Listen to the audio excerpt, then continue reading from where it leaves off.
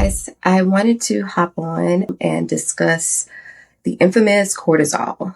I frequently get a question asked of patients about getting their cortisol level checked. There's just a lot of discussions about cortisol being high and it contributing to weight gain, and it's elevated in stress.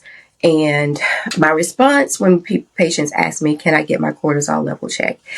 The answer is we can, but it may not tell us what you think it's going to tell us.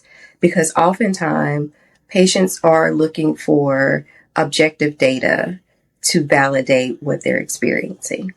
And cortisol is one of those levels that we always talk about that is related, that we say higher cortisol levels can increase weight gain and is elevated in stress. And so people may think that, well, let me look at how elevated my cortisol is so that I can know if I'm in stress or if that's why I'm gaining weight.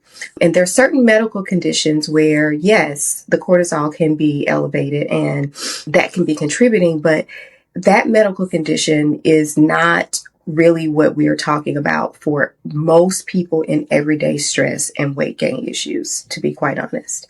And so I will oftentimes find that there are some other things that we can be looking at that don't require you to have your blood drawn, that you can assess at home to better understand how cortisol could be impacting your body and how you feel. All right. So in this video, we're going to talk about that.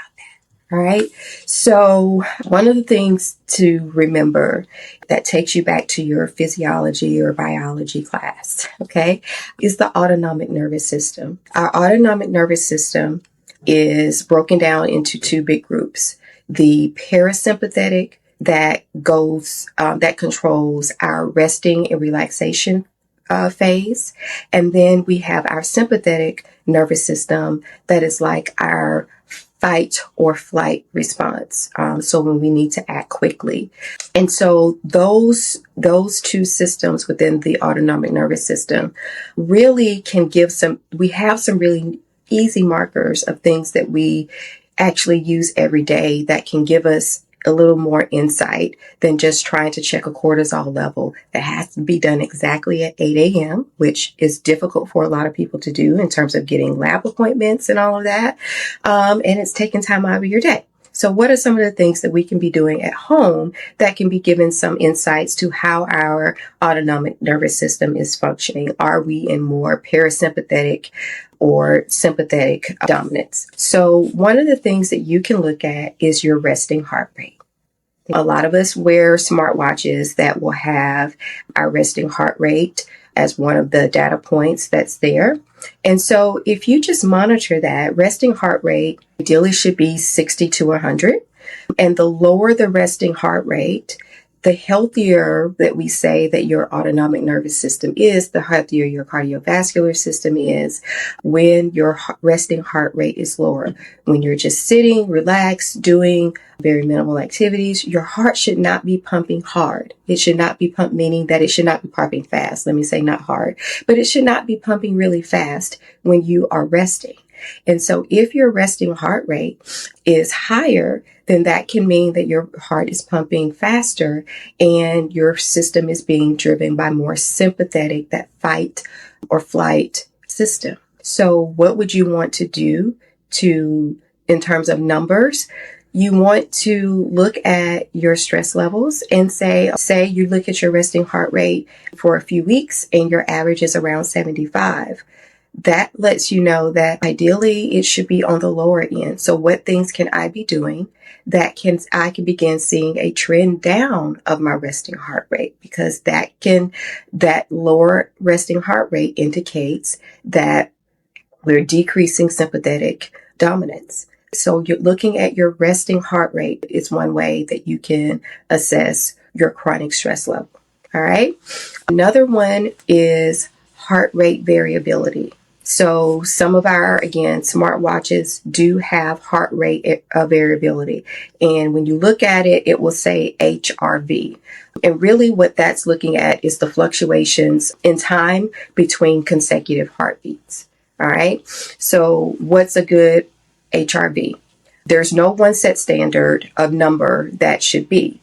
It's a very individualized number. But what we do know is that when you look at your baseline, the lower the heart rate variability means that your system could be in a more sympathetic, stressful situation. When you have a higher HRV, that means that you're probably more parasympathetic dominant, meaning that you're more relaxed, your autonomic nervous system is more predominant, and you're not in that fight or flight state as much. So we do want to have a higher heart rate variability. So what would you need to do to address yours? Basically, look at your baseline over several weeks and see where you are. And then you want to begin implementing some things to help increase that number by doing things that make you more relaxed. So if you start seeing your heart rate variability go up by the changes that you are making, then that you are becoming more parasympathetic dominant than sympathetic dominant. So those are things just on your smartwatches or your phone that you can track, that you don't have to get a blood draw. What else can we look at? We also look at our sleep. And sleep is not just getting 7 to 8 hours of sleep. When we talk about sleep, we really are talking about the quality of sleep that you need to get to sustain it, because we have different stages of sleep that we're going in. And so if we are not getting to our intermediate deep sleep or our REM sleep, our bodies really are not recovering the way that they should be and in a healthy way. So we're not sleeping. Some people, I will ask them, how many hours of sleep are you getting per night? And they will say, I'm getting 6, 7, sometimes 8. Do you feel rested when you're waking up? No, I don't. And part of that could be that you're not going through all the stages of sleep the way that you really need to be effective. Because there are things that happen in your sleep phases that can be healthy for you.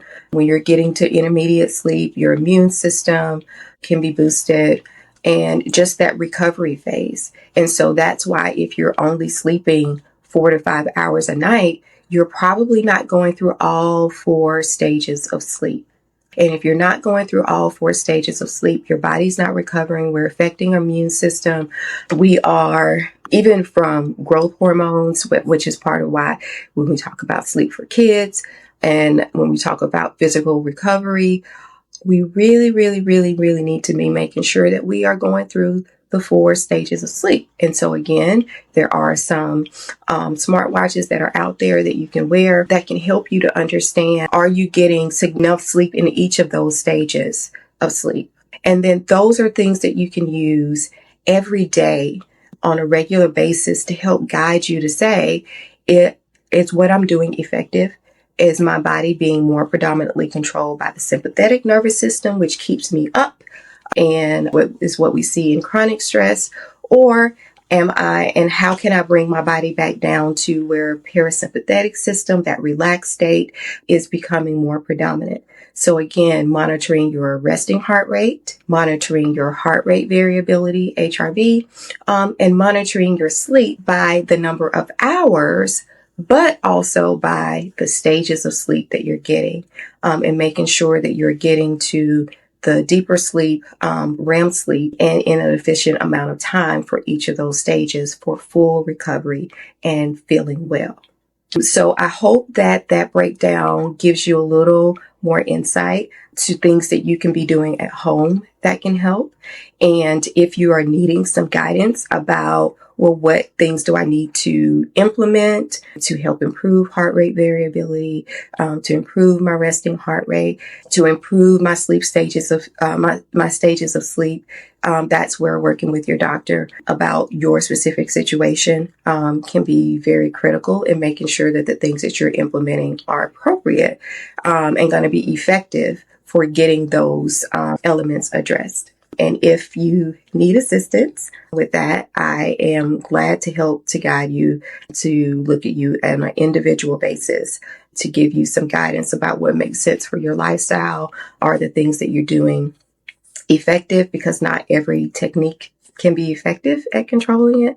And for an example, and I keep rambling because I keep thinking of stuff and I'm not rambling, but I want you to be educated. So one of the things that I've seen people do when they were like, "Ooh, I am resting," is I'm watching TV. The television emits lights that actually stimulate your brain, and it is not relaxing. So you actually don't induce parasympathetic dominance by just simply watching TV, because the light that is transmitted from your TV can actually be more stimulating and stimulate the sympathetic nervous system than the parasympathetic nervous system. So there are a lot of nuances and things that working with a doctor who understands those things can help you and guide you. And so let me know if you need some support. I hope that this was helpful, because truly, if a cortisol level were the end all be all and would give us the information and would make you more powerful in making decisions that are going to improve how you look, feel, and walk around in life, I promise I would do it just at the heartbeat. But unfortunately, it is not the end all be all. So have a great day, and share this with a friend. You can share it if you found it helpful. Leave me a comment if you found it helpful, and please share it. Thank you.